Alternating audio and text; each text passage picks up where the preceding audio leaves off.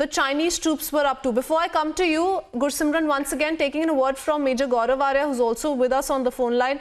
Major Arya, this is not surprising really, because we have been putting it out with facts that what happened in Galwan, what has been happening in several locations along the LAC, has been a pre-planned attempt by China to transgress into our territory.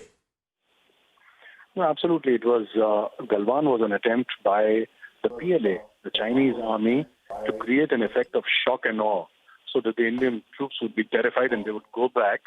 But the same Americans also revealed that more than 34 to 35 Chinese troops were also killed. They were not expecting such a response from the Indian army, because perhaps they were too used to 1962. This is a new India, this is a new army, and we hit them very hard. But now that the Americans have revealed that this was pre-planned, of course, this is what Republic Media Network has been saying from day one. I have been on so many discussions in which we said this bluntly, that this was pre-planned and they've tried to intimidate India, in which they did not succeed.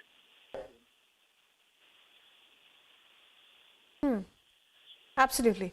And if I could just read some of the excerpts of this US report, it says, and I quote, on behalf of US-China Economic and Security Review Commission, we are pleased to transmit that Commission's 2020 annual report to Congress responds to our mandate to monitor, investigate and report to Congress on national security implications of bilateral trade and economic relationship between US and China, and clearly goes on to highlight how China pre-planned and premeditated the Galwan conspiracy. So it's for the world to see, and satellite images that have completely exposed that plot is what the US report is citing. Many thanks, Major Gaurav Arya, for joining us with all those details and sharing that important perspective with us. Gursimran continues to be with us.